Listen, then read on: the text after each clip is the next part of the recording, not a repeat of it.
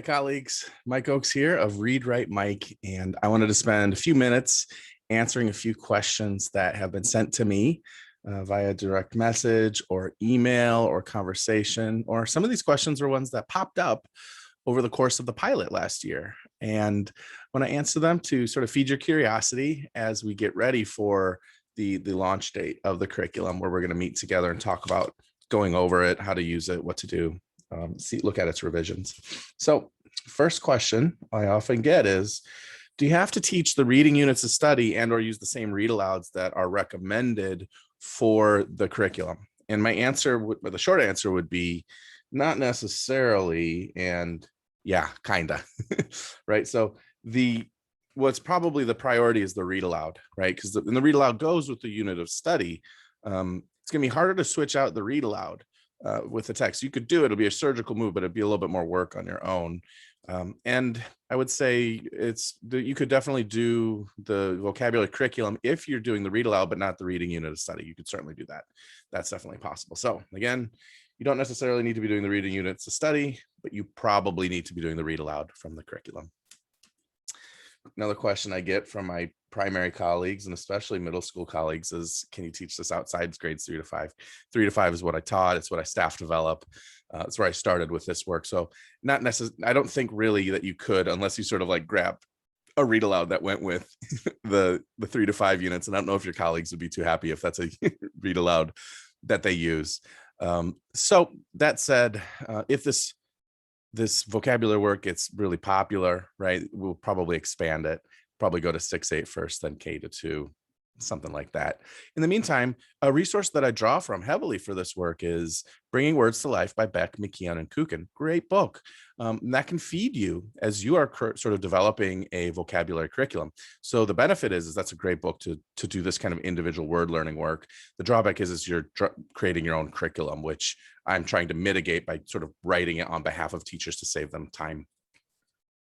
Next question is, when you take a look at the pacing guides, there's a read aloud pacing guide for the vocabulary curriculum. And for those of you who teach the reading units of study, there's also a pacing guide for the reading units of study. And you'll notice that they do not align 100%. And sometimes it gives teachers some anxiety. And the reason for this is the vocabulary curriculum pacing guide is in support of vocabulary instruction, whereas the read aloud pacing guide for the reading units of study is in support of the unit, right?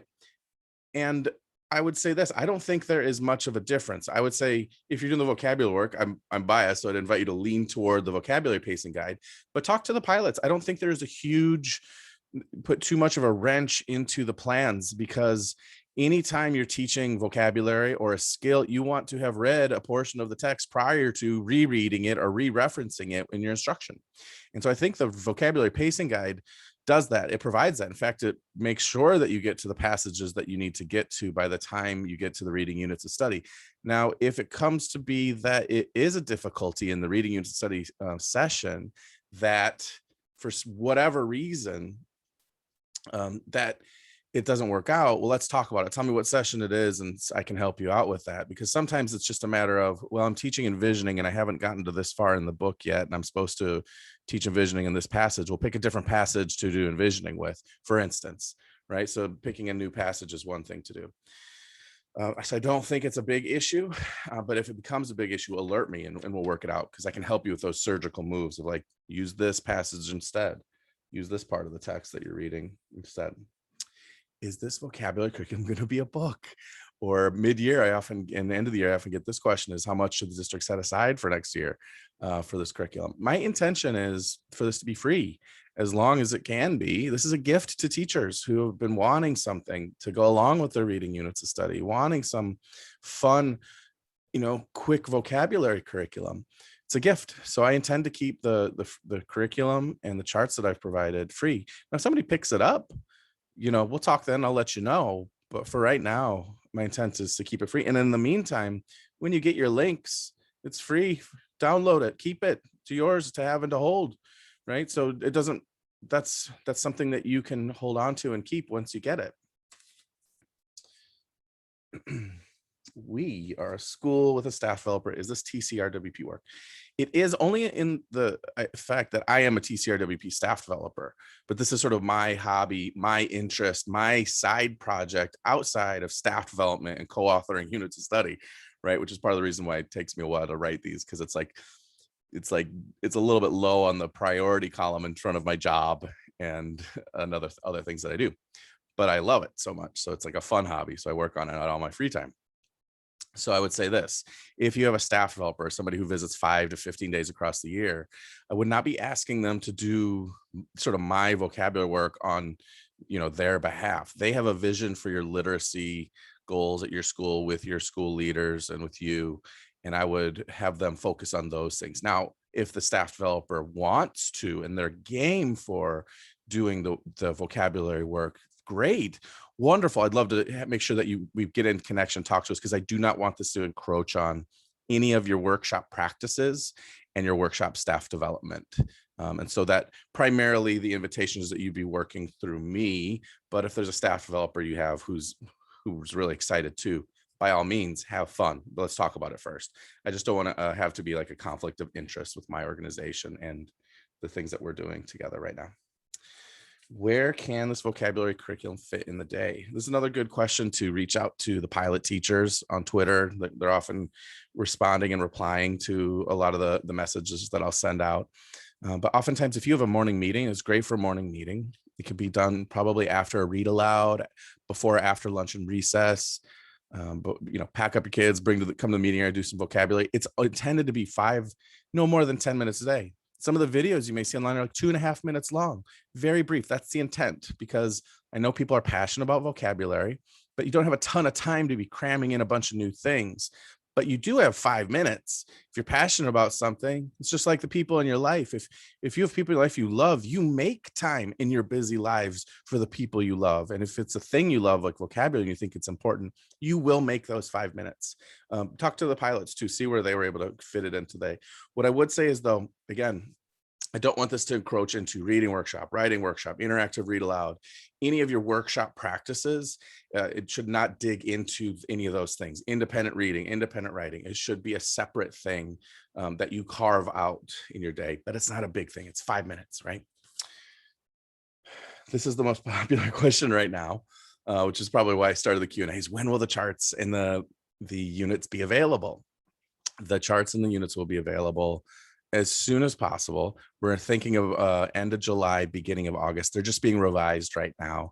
So we just needed to close the documents. Kim, who makes the charts, and we just need to put our heads down and get to working so that they can be the best that they can be based on pilot feedback and what we've learned over the course of the year. So have no fear. They will be available before you start your school year. We're just working on them right now. And then another question often asked is, what else? What else can you provide? What's next? Can you give us support? Can you give us help?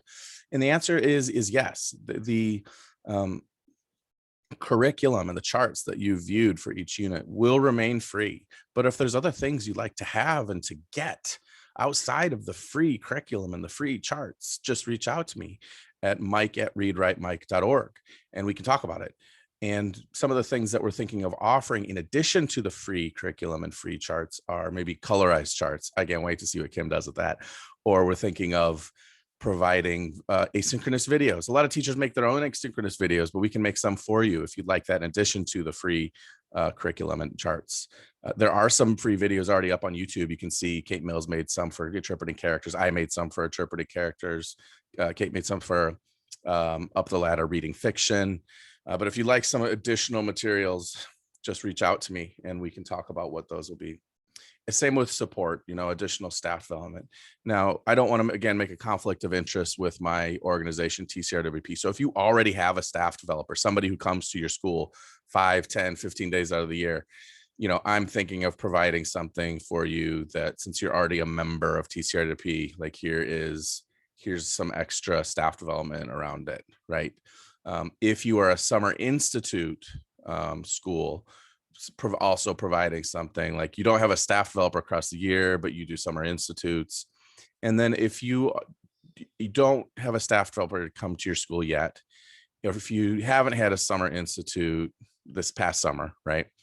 I would say this summer, 2021.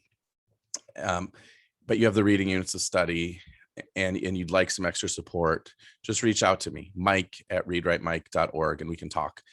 And, I know because many of you are coaches and school leaders, and in addition to teachers, but many of you are thinking on the behalf of your grade levels and your teams and your schools in supporting this and wanting to make sure you roll it out in the best way possible.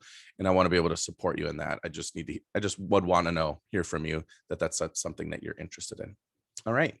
So those are the main questions that tend to be floating around the curriculum right now. If there's any others, feel free to put them in the comments below wherever this appears. And I can't wait. I'm going to send out a message soon about when we're going to meet over the summer to sort of roll out and look at the curriculum and talk about how it can go. It'll be recorded if you can't meet it, because I know it'll be the middle of the summer. But, the end of July, beginning of August is going to come before we know it. But in the meantime, enjoy your summer, or the end of the year for some of you who are still in schools. And I can't wait to see your faces when we all meet later. Take care. Be in touch.